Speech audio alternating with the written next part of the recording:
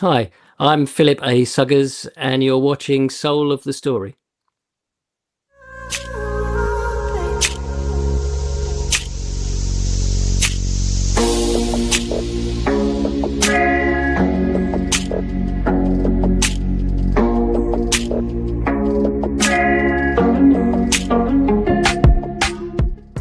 Others describe it as racist and anti-Semitic, referencing her support to end DEI programs and belief that particular minorities.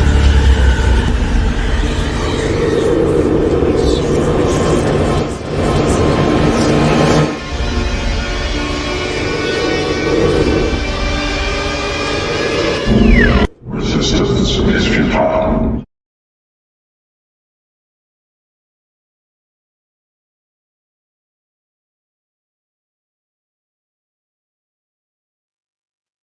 That is always riveting. 1701 A Blurry Story. Please check out that link.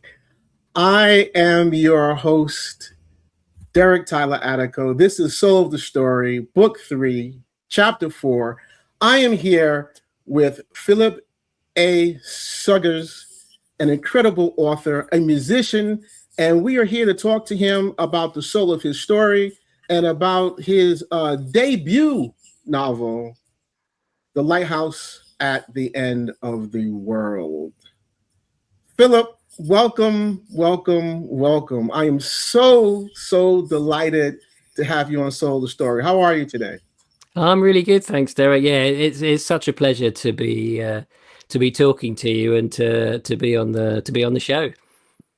Absolutely. Really briefly, I think what we'll do is we'll say how we met. Just to let everyone know that we met a little over 2 years ago now at Worldcon. In Glasgow, in Scotland. Well, not necessarily at it was for Worldcon, but we were at the a party for Titan Publishing. Yeah, that's right, actually. Yeah, so I think you're right. It's about 2 years ago, I think, and we both went to the Titan party, and I think that wasn't long after I'd sort of signed my book deal with Titan. And I think it was the first publishing party that I'd ever been to, and I was there with my agent. Yeah, well, likewise. And I spent a bit of time talking to him.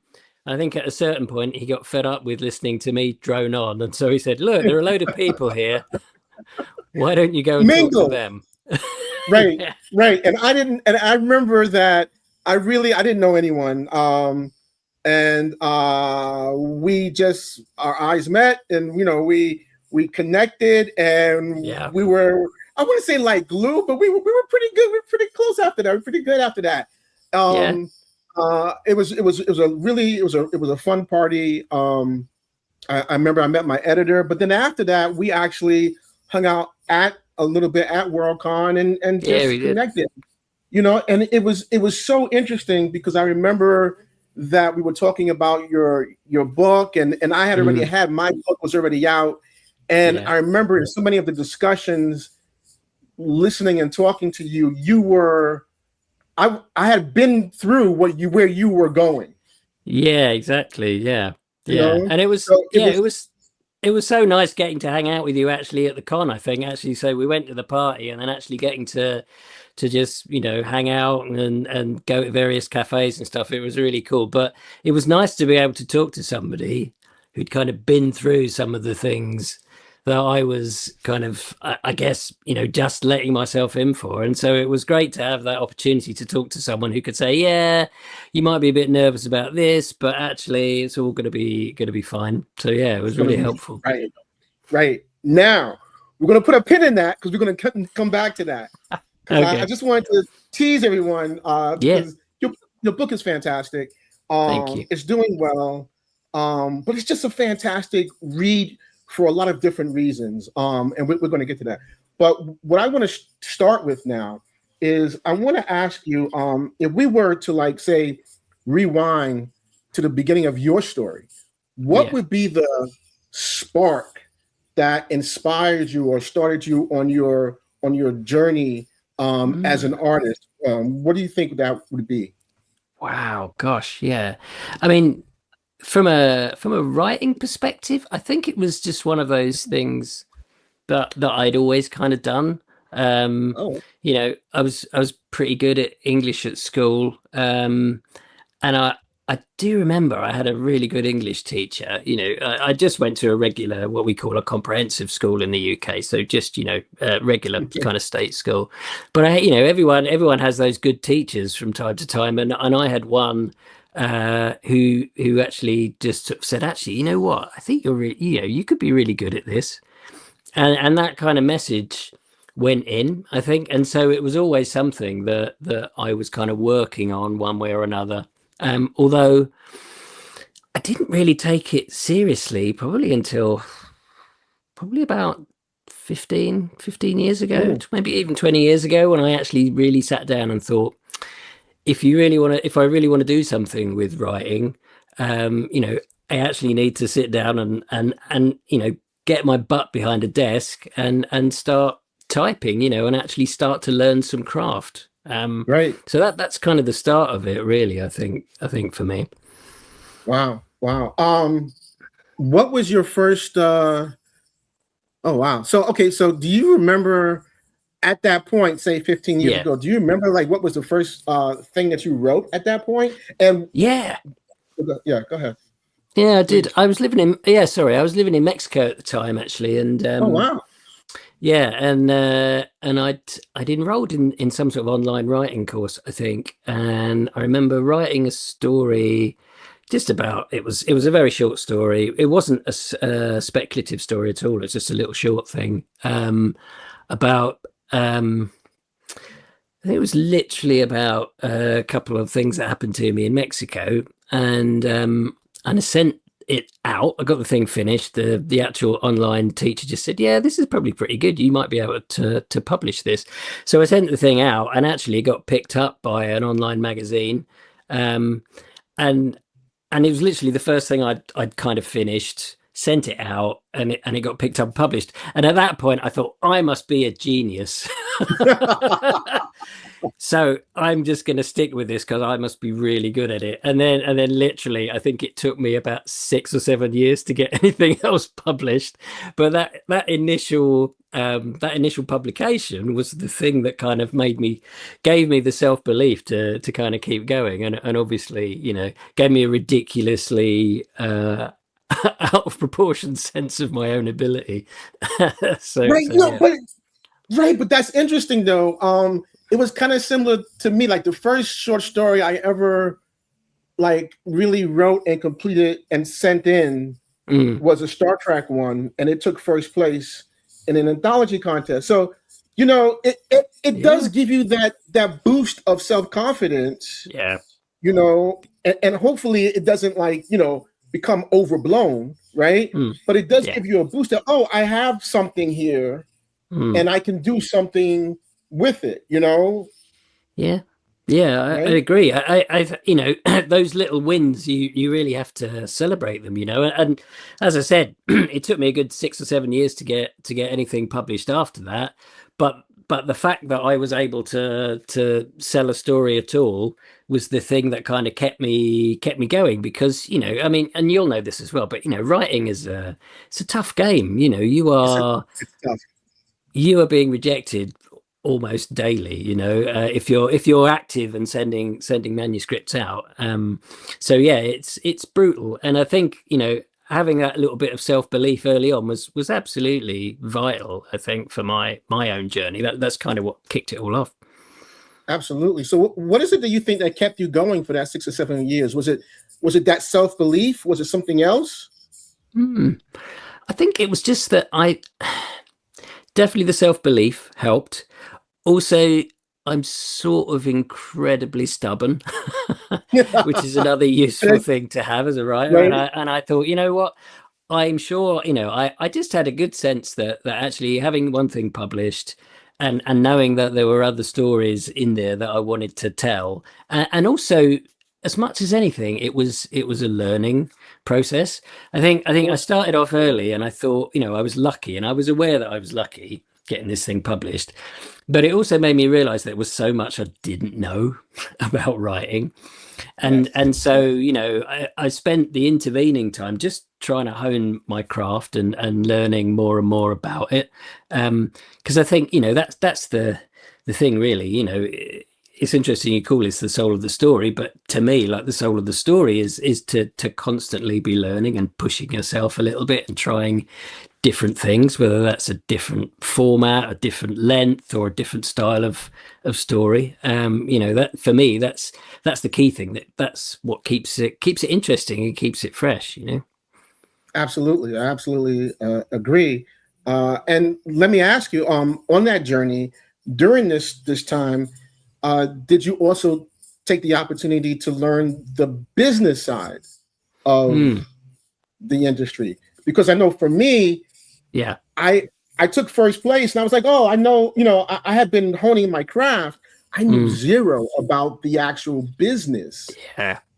So I had to educate myself, you know, on that. Can you speak a little bit about that side of Yeah. I gotta be honest, I don't think I paid any attention to it at all. And I think it's one of those things that it's almost as though you know, the publishing industry sort of doesn't really want to talk to you about it, not because they're trying to pull the wool over your eyes, but I think I read a book recently called, I think it was literally I say recently, it's probably about 10 years ago now, but it's called it's by a guy called Harry Bingley, and it's called How to Be Published, and it covers the whole process from the, you know, getting your manuscript accepted by an agent to actually getting a book out there. And that was the first time I ever really understood anything about, you know, what an advance was, you know, how royalties worked.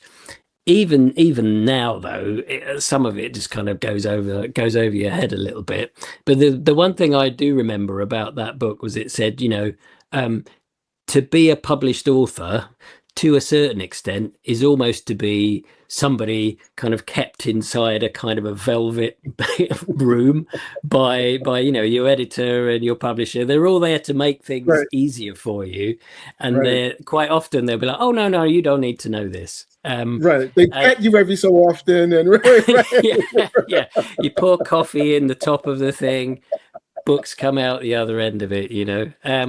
So yeah, and I don't mean that in any disrespectful way at all, because I have to say my publisher and my agent are both absolutely brilliant, but you do feel a little bit at times as though, you know, don't tell the talent this because it'll upset them, you know.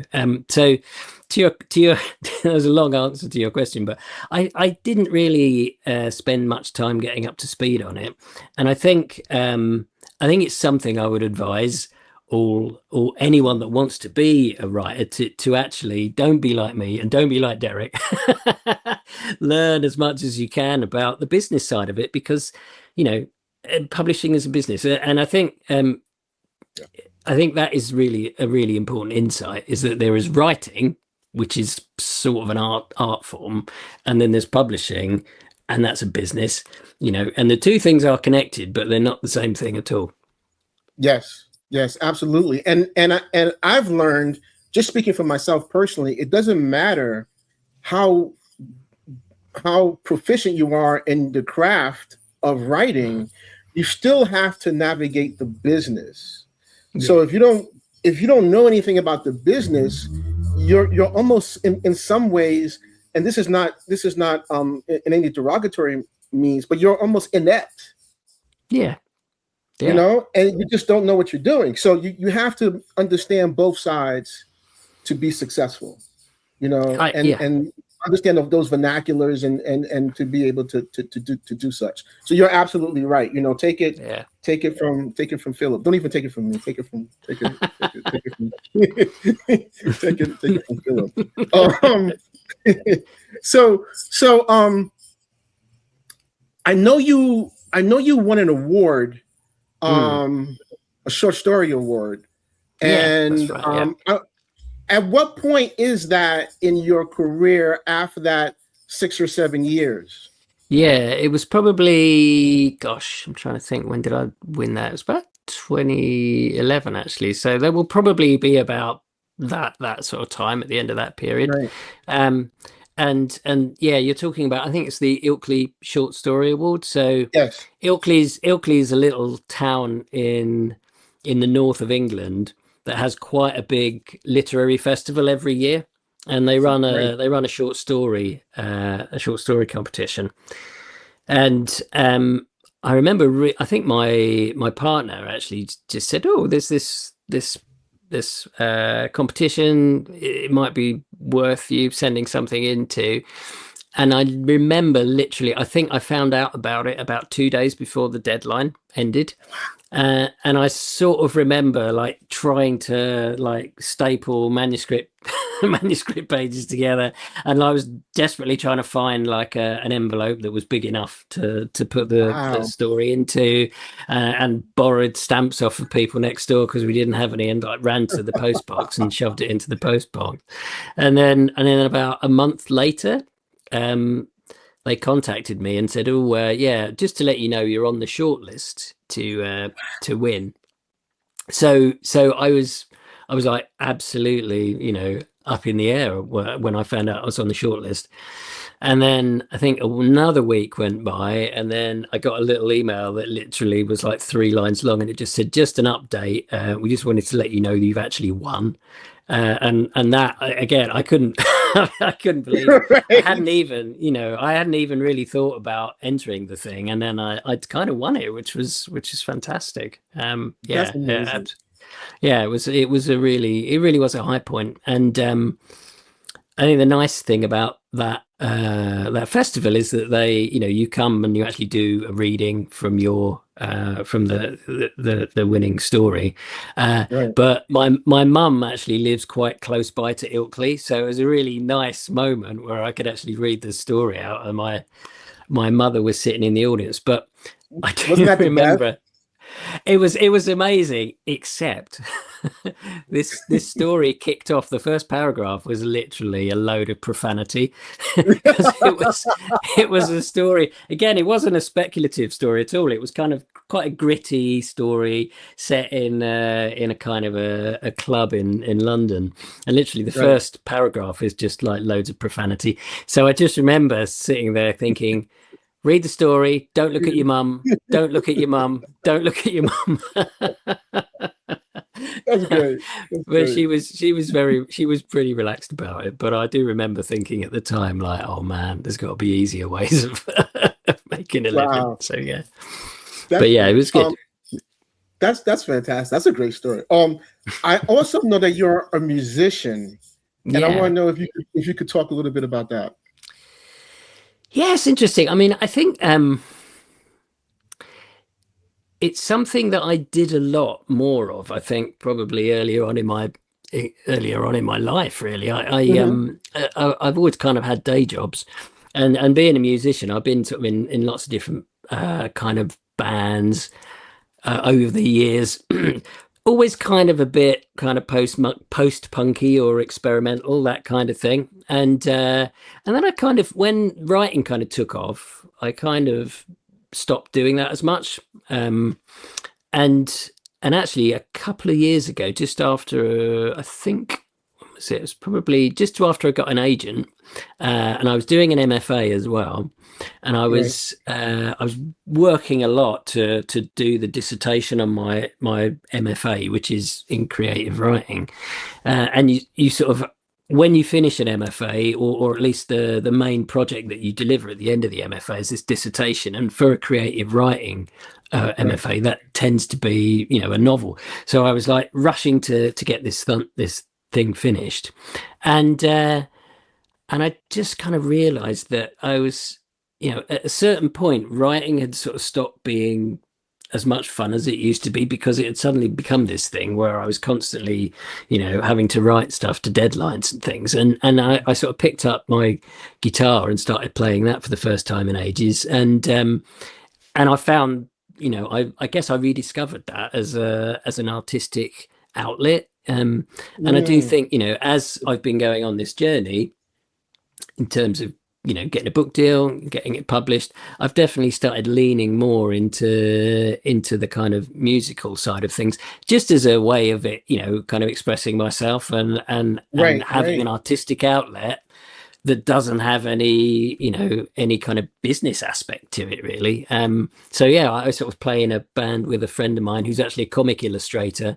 So so actually, I think we're both in this band for the same reasons. Basically, it's an opportunity to be creative that doesn't actually require you to kind of hit a deadline at any point. So yeah, I mean, it's not particularly, I guess I wouldn't say it's particularly serious, but we we do record stuff, and it's out there in the ether on Spotify and other places if you want to find it. But it's something that we do really for pleasure more than anything else. Well, okay, so two things. One, I totally agree with you that as artists, we need something else to pivot to, as to relieve our stress and something that's not on deadline. I for me, I still cycle through different things. Secondly, I found some of your music, and so I'm yesterday and the day before, I'm working on a project. I'm just finishing up a project. And I'm writing, and I have your music on, and I'm like, oh, this is so dope.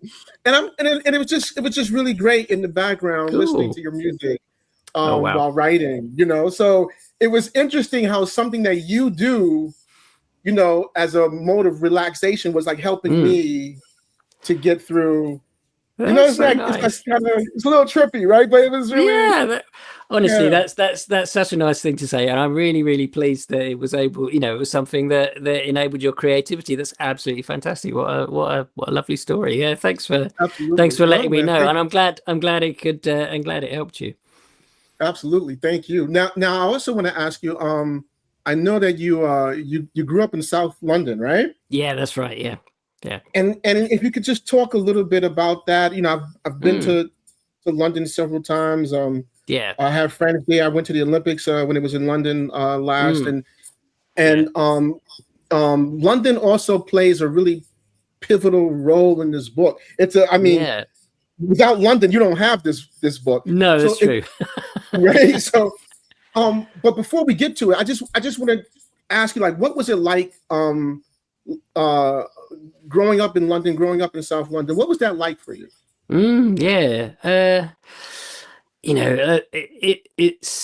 It's such a brilliant city. I absolutely love it.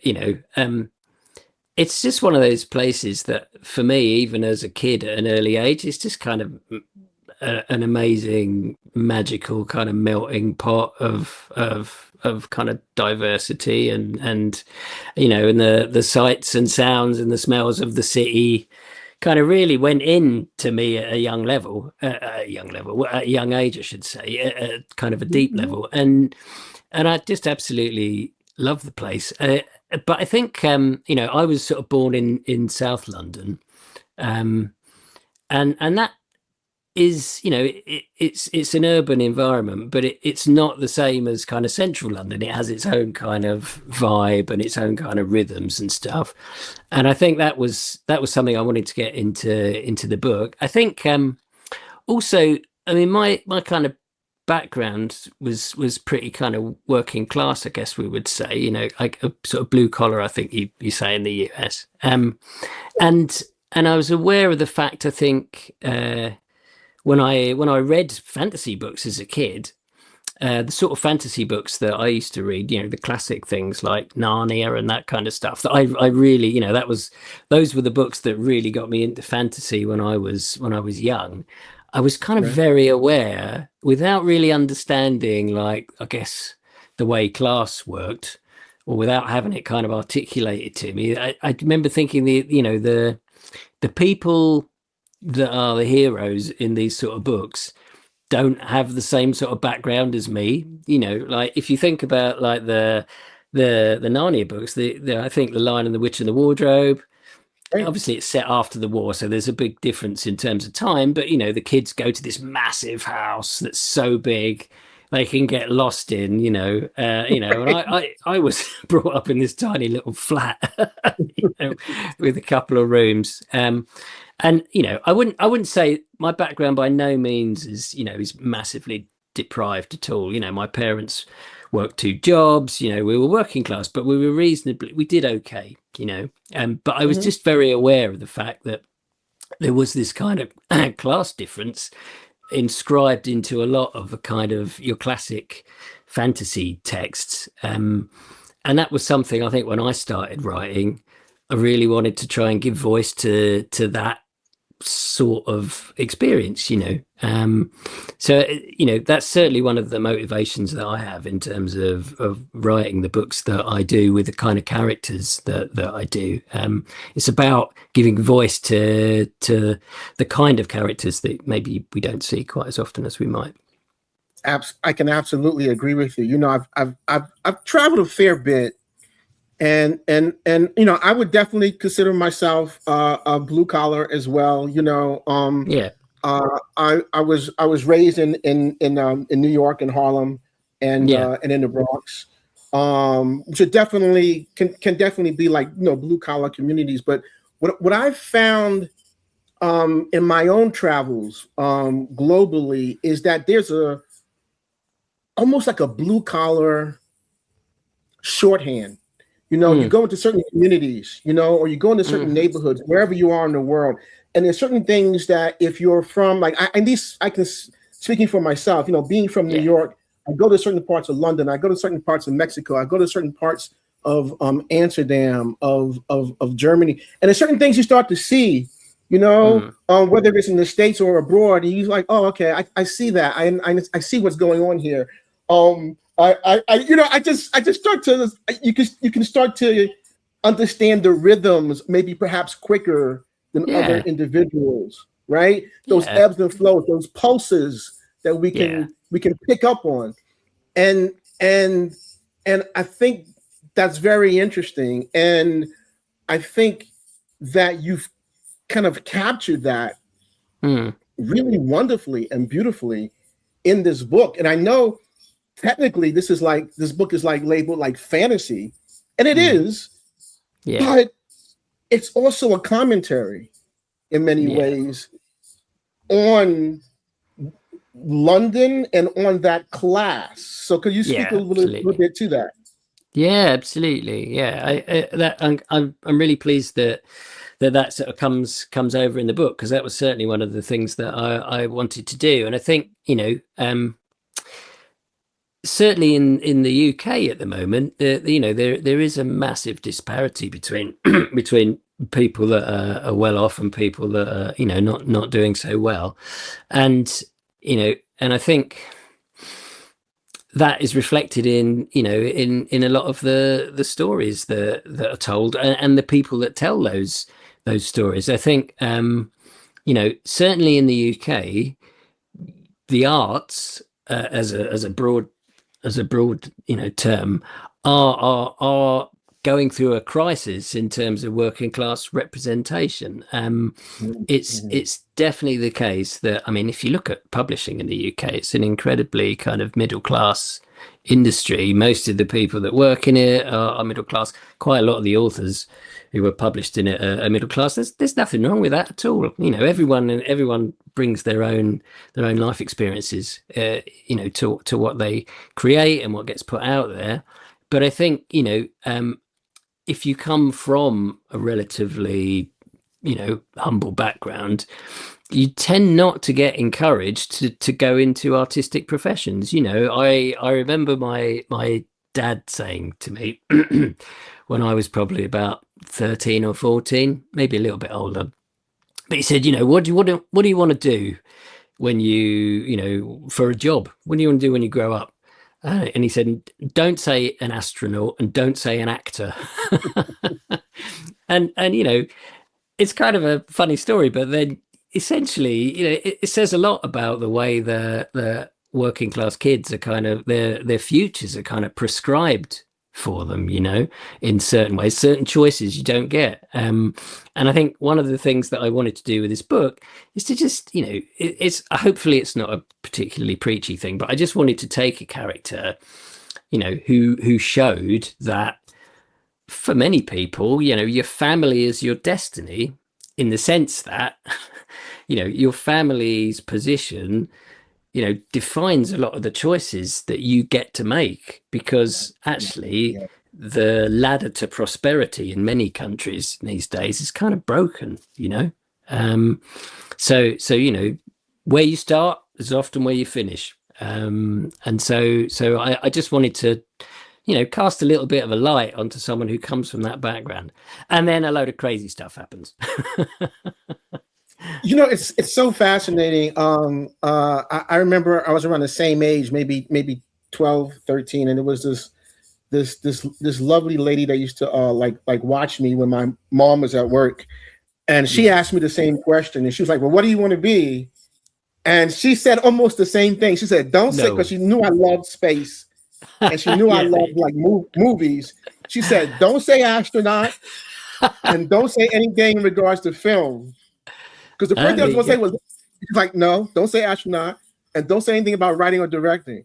And that's all I really wanted, was one of those two things, And it's nothing, of course, there's nothing wrong, in my opinion, nothing wrong with like what your father said, nothing wrong with what she said, because that's just at that era, that's the world at that time, it was like. Right. They're trying to say, hey, it's damn hard. So they're trying to protect you. They're trying to protect you, right? You know. But I think what you're doing in your work, what I try and do in my work, and whether it's written on a page or whether I'm talking to other younger artists, damn it, dare to dream. Right? Dare to dream. Dare to have the characters dream. Dare.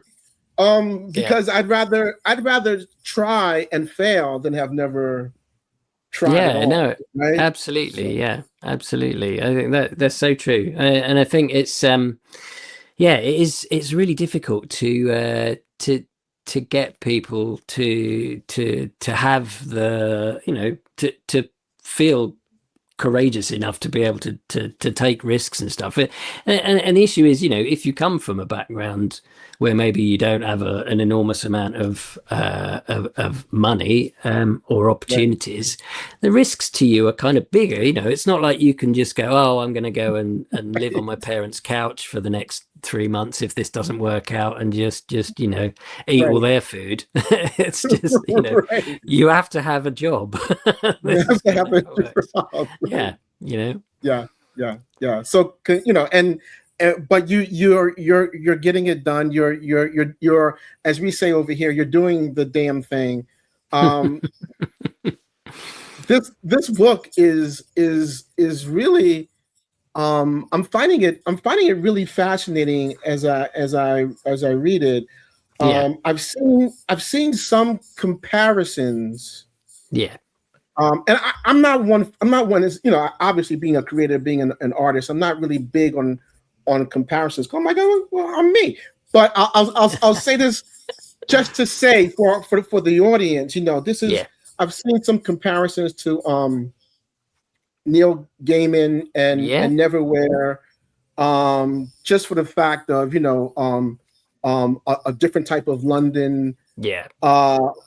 But you're doing something that's really, really different and funky and gritty in a good way. That's so different than he did, and it's not a different iteration or a regurgitation in any sense. It's something that's totally yours.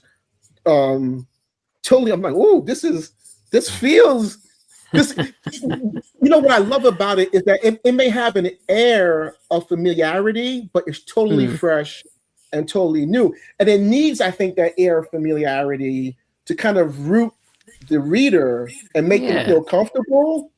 So can you talk a little bit about like the idea and how that came about? Oh no, that's a great question. And I don't mind the comparisons. I appreciate them. So thank you. Appreciate and the description that you are giving me tells me that actually, the book is working from a certain perspective. So that's fantastic. So thanks for that, Derek. I suppose, having grown up in London, the place has always kind of loomed very large and has kind of, always taken up quite a lot of my headspace. And my grandma and granddad were I mean, actually, if I look at my family tree, we kind of have lived in London forever, kind of thing. And I do remember quite an early stage. I remember going home to my mum, and my mum saying, "Oh, you're going over to your grandma's for the next 6 weeks for summer holiday, right?" I know, in the same way that you guys have camp, that was kind of what used to happen to me. And I sort of remember, my grandmother grabbing me one day and sort of like grabbing us and getting us onto a bus. And I was like, "What are we doing?" She said, "Oh, we're going to go around London. I'm going to show you the sights." So we got like an all day bus ticket, and we sort of went round and round the city. And I just remember her, like, she was so excited at the opportunity to tell me about all of these places. And there was a real sort of proprietary air about it as well. Like, this is kind of Tower Bridge. But it was almost like, these are yours. She's like showing me the kind of the city kind of belonged to me in a way. And I've always remembered that kind of bus journey. And also the things she was telling me, like lots of different stories about different things that you wouldn't necessarily see in a history book, and it made me realize that any city, but London particularly because it's got so much history, is this sort of multifaceted thing. So there's the London you see, and then there's all the other Londons that are sort of still there, and you just have to look, and you can see them all there. And I think that kind of multiplicity of London is kind of what I was trying to get at in what I call Greater London, which is essentially almost like a bit of a palimpsest. So obviously London is this kind of palimpsest where you've got history kind of written over history. And I kind of wanted to say, okay, well, if we flatten that a bit and all of it is suddenly available, so you get this weird overlapping of kind of a sort of 17th century vibe, but there's also kind of quite modern things in there as well, and the slang is kind of quite modern. And essentially it's a place where the rubbish from our world kind of washes up and gets reused in many ways. So it is this kind of like massive kind of slightly maybe a bit hallucinogenic kind of mix of lots of different things, which is probably, those are some of the things that you're reacting to. But that was definitely, the root of that version of Greater London was probably that bus journey that I had with my grandma, like 40 years ago, I think, probably. Wow, that's more amazing.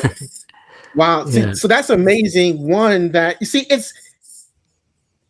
it's those organic moments in our lives that stick with us, right? And then as creators, those moments just stay there. And then at some point, like fertile soil, we go back and we pull them out, and then they become either, moments in a song or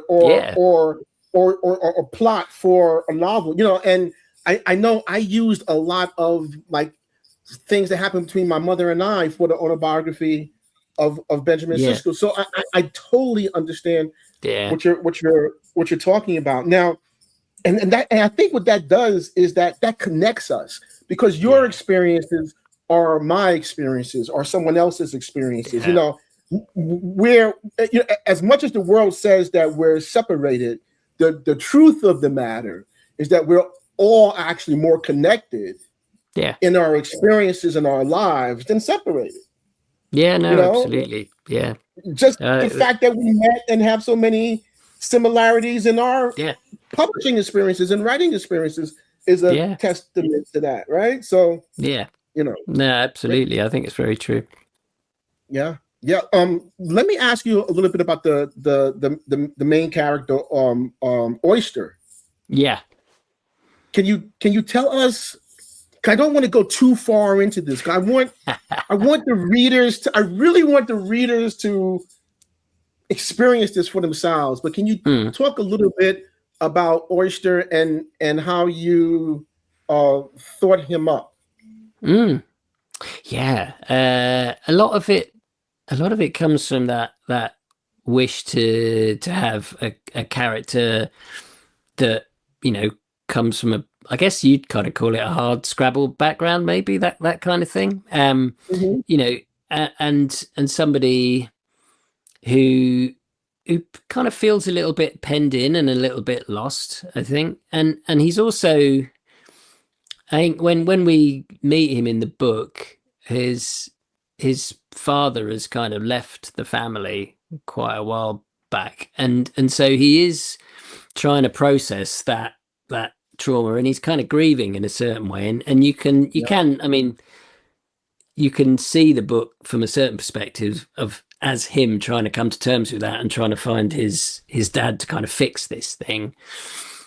I think, you know, my own family background is quite complicated. You know, my parents kind of divorced when I was relatively young, and it was a tough period, you know. And I think, you know, I wanted to imbue a character with those same kind of struggles, you know, that same wish to kind of put something back together that maybe can't ever be fixed. And I think that was, you know, that was probably the drive for doing that. I don't think I ever sat down and thought, you know, this is what I'm doing, but I always find that, you know, writing is a little bit like it's a bit like a conjuring trick. There's quite a lot of conjuring tricks in the book, actually, and sleight of hand. But I think what's interesting about that is I always kind of feel that writing is a little bit like that. You know, you as a writer, you write something, but then you might get to the end of the story and go, actually, well, I need to change this bit here and I need to change this bit here. And so from a certain perspective, you're working kind of backwards into things and making changes. But the reader always reads linearly through the text. So there's a sort of bit of sleight of hand going on there, because as a writer, you're kind of setting things up and plotting things. And I think, you know, that kind of wish to fix things and set things up is probably the basis of, you know, of the novel. And I think, you know, when I set out to write the book, I don't think I knew that was what I was doing, but when I finished it and read it back, I went, oh yeah, this is a book about familial grief. Oh yeah, you know, and you kind of get those moments where you go, okay, now I understand exactly, you know, if there is anything to fix, that's kind of what needs to be done.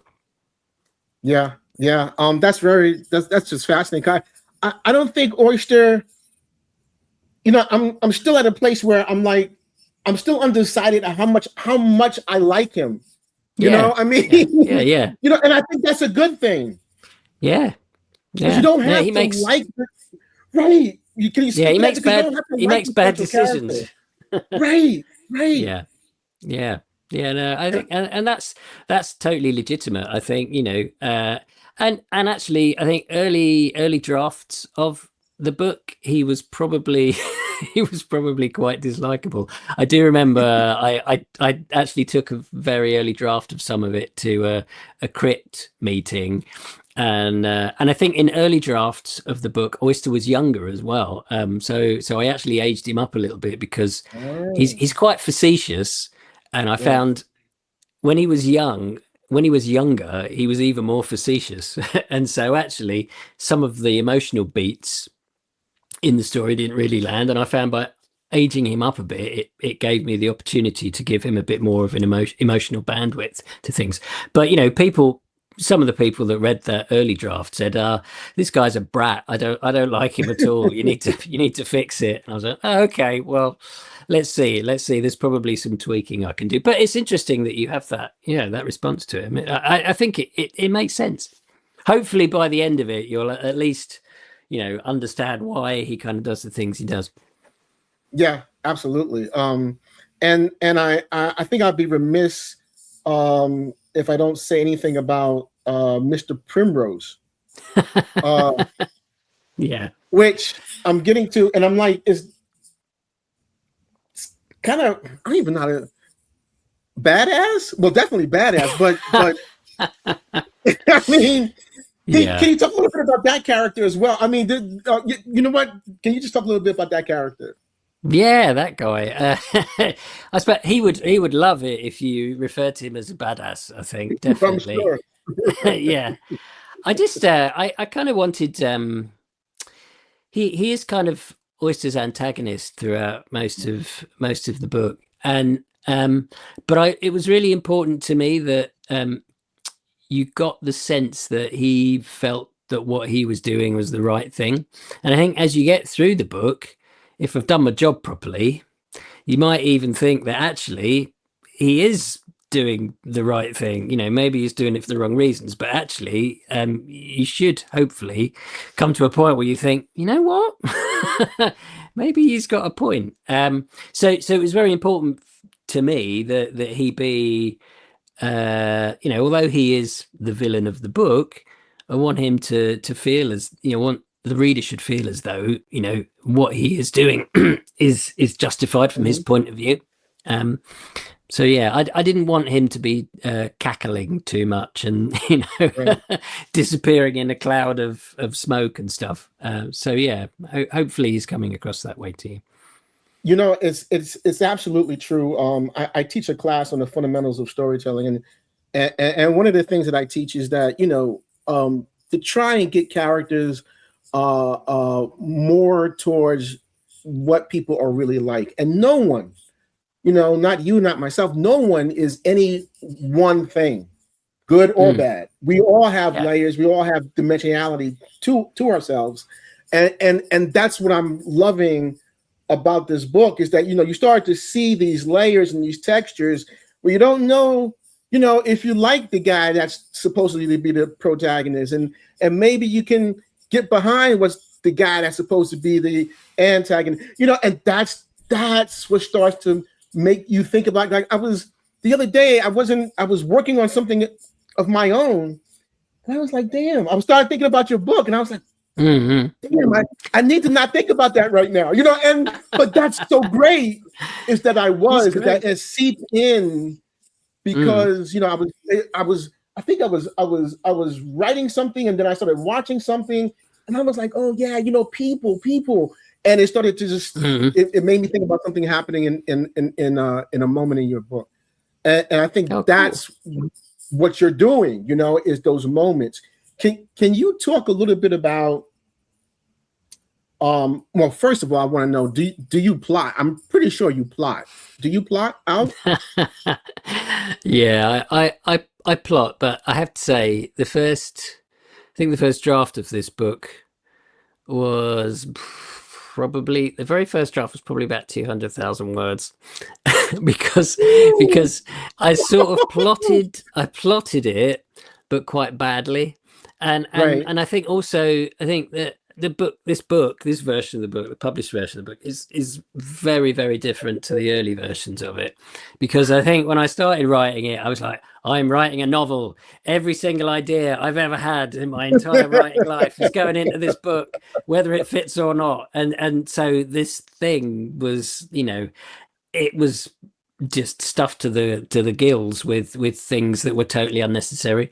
And so over successive drafts, I was literally taking stuff out, and as I said to you, I suddenly had that revelation. Oh, okay, this book is really about kind of family and grief.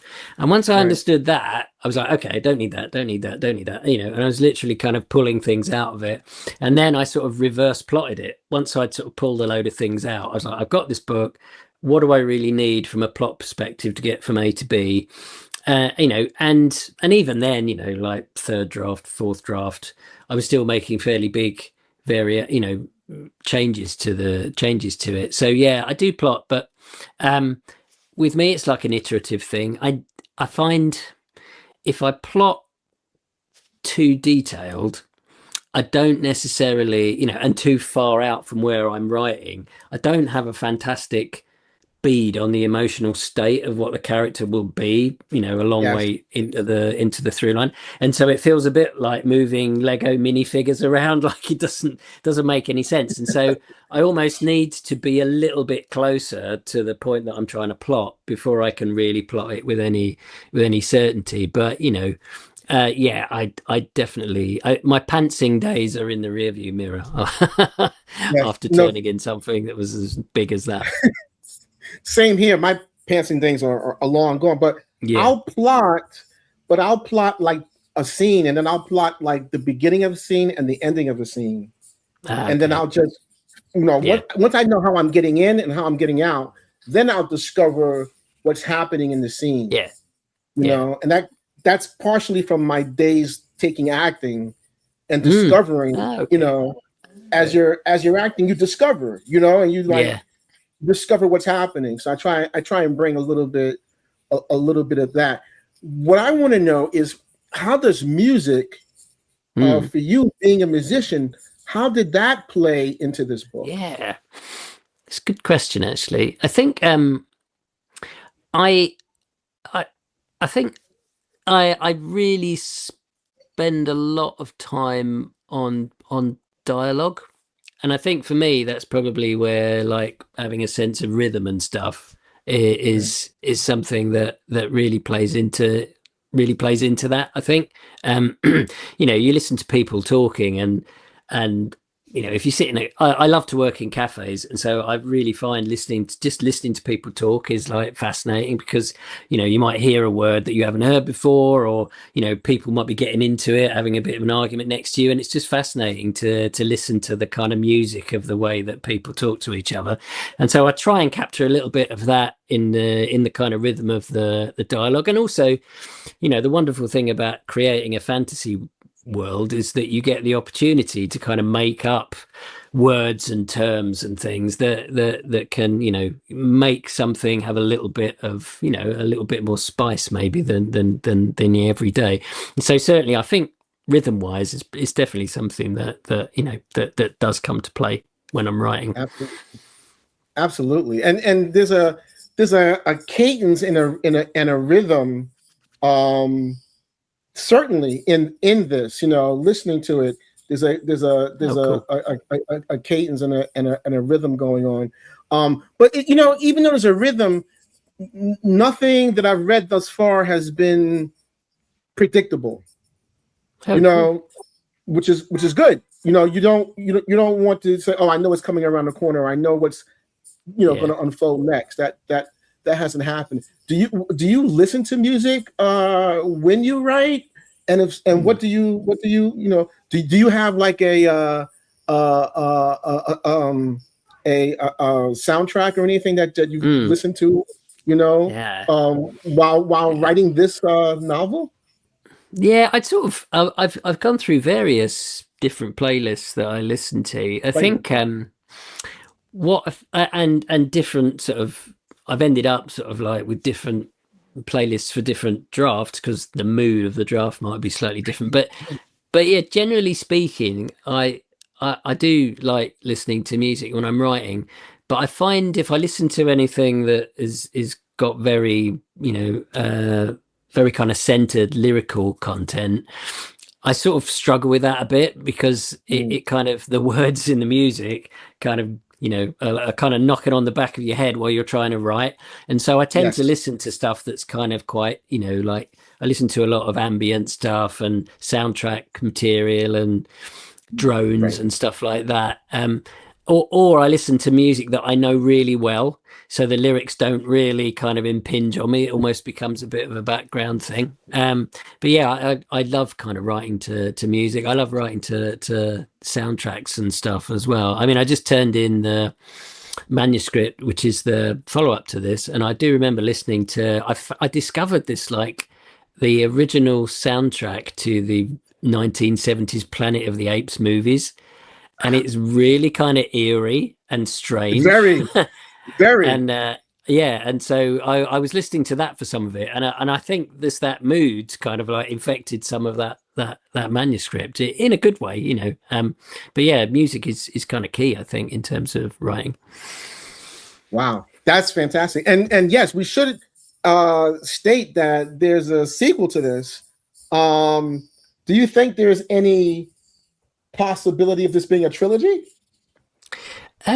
Well, yeah, maybe. I guess. I mean, I signed a 2-book deal, and the irony is, I think, when I wrote this book, I wrote this book before I did my MFA, and I'd sort of written another novel during the MFA, and so, Lighthouse at the End of the World was kind of in the rearview mirror, I think, but when I was still subbing it around, and I got an agent, and then the agent said, actually, this is fantastic. We should really, lean into this and see if we can sell it. but I'd never really thought of the world as one that I would ever really go back to. It was kind of conceived just as a one-off. Right. And so actually, you know, when Titan said, actually, we want two books set in the same world, I was like, okay, it's quite an interesting, quite an interesting offer. And I really did have to think about it, because I was thinking, I'm not, do I really want to go back into this world? But after I thought about it for a bit, I realized there were lots of other stories to be told there, fortunately, or not, not through by design, but because the world of Greater London is quite, an expansive one. There are lots of opportunities to tell other stories in that world. And, the next one is, it's not necessarily a sequel in the sense that the story carries on directly, but it's a story that is related to the first book, that it takes place in the same universe. So yeah, it's and it's been fun going back to it and having a completely different kind of take on it. Being able to approach it in a kind of a different way has been really exciting. What I love about it, even though I haven't finished, is that it's so expansive and there's so many possibilities. Because once you're in, and once you start to understand that there's two different Londons, and there's London and there's the Greater London, and what's happening in the Greater London, and how one informs the other, which I think is really important, is how one informs the other. Then you start to think, well, where else is this happening? And exactly. Huge, right? Yeah, exactly. And that's kind of what, that's partly what the second book is about. One of the people that I met actually on the MFA, I think he's also a writer, was saying to me, well, how are you going to feel like if in 10 years time you're still writing, books, Cities of the Drift books? And I was like, you know what? Actually, if people still want to buy those books and read the stories, I will be a very happy man. Getting to write books and have them out in the world is a dream. It's a privilege, Right. and so I wouldn't be upset if that was what I ended up doing. Yeah. That's great. All right, Phillip, we're coming to the end, and just thinking about that, you'd be in a class with names like Roddenberry, Lucas, and as much as they may complain, I know they are still thinking about what other opportunities that storytelling made available to them. So yeah, we can absolutely. only hope the same for you, right? Well, thank you. Yeah, if I ever get to be in a class with those guys, I'll definitely be happy. And don't forget other people along the way. That's all I'm saying. Don't worry, Derek. Don't worry, Derek. I won't forget you. Oh, thank you. All right. So finally, I want to ask, at the heart of everything that you've created, everything that you've lived, what do you feel is the soul of your story at this point in your life? Gosh, yeah. I think,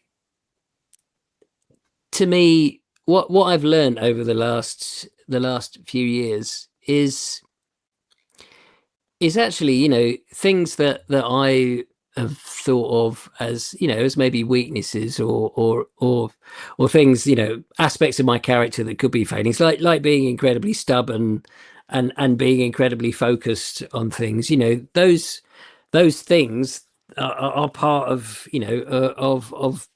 of your entire being. You have positive things, you have negative things, and actually, the things that could be quite thought of as failings, like being stubborn, being overly focused on stuff, those things are what brought me to this point, and helped me get my book published, but also have helped me throughout my kind of writing process. So being able to harness all of the aspects of my character are the things that have really been the soul of my story, and other things that have got me to this point in it.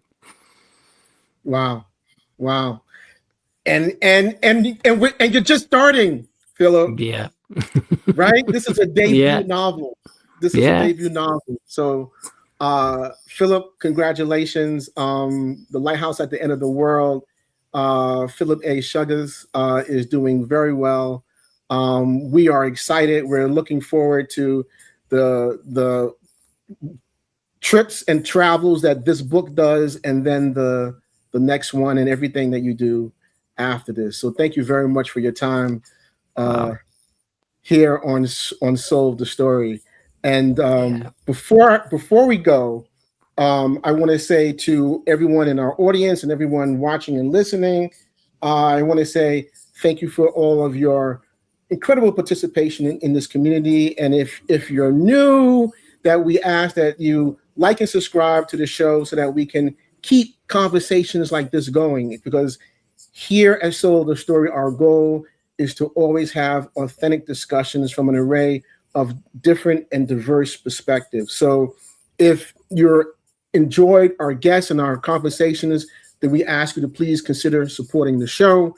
And if you want to get your brand in front of our loyal audience, then click the link in our show description or visit syfysisters.com/sponsors to become part of the conversation. And I believe our next show will be on May 13th. And with that, I will once again say to Philip, thank you for a wonderful, wonderful discussion. It's been a pleasure speaking with you, Philip. And once again, congratulations. Oh, thank you so much, Derek. It's been a it's been an absolute pleasure to talk to you and and share our stories with your audience. It's been fantastic. Thank you. And fun. Thank you. Yeah, thanks. Thank you.